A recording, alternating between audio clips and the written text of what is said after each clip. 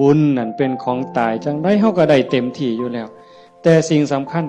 ให้ยกจิตยกใจเจ้าของให้มันสูงขึ้นจากอำนาจของความโลภความโกรธความหลงความอิจฉาริษยาอาฆาตพยาบาทจองเวรน้อยเนื้อต่ำใจเฮาสิเอาชนะมันได้เฮาสิสูงขึ้นกว่าอำนาจของกิเลสได้ย้อนโยมสังเกตใจเจ้าของย่ามตาเห็นหูได้ยินจมูกได้กินลิ้นได้รสท่านเฝ้าไปเสือมันอย่าไปหักไปสร้างน้ำมันนิ่งแล้วสังเกตความรู้สึกสังเกตความคิดสังเกตความรู้สึกถ้ามันเอียงไปทั้งโลภหลายก็บอกว่าเจ้าของนั้นขี้โลภหลายอยู่ค่อยถอนออกหัดบริจาคหัดแบ่งหัดปัน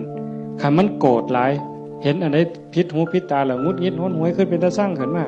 หูจากมันปรับแล้วก็หูจากเมตตาเขาก็คือเฮานั่นล่ะเขาบ่ทันหูเขาจึงเป็นจังซั่นหูจักให้อภัยฝึกไปคอยยกระดับดวงจิตขึ้นมาให้เข้าใจว่าพระพุทธเจ้าบ่ได้สอนให้เฮาทุกข์พระพุทธศาสนาสอนให้เฮาพ้นทุกข์โกรธก็คือทุกข์โลภก็คือทุกข์หลงก็คือทุกข์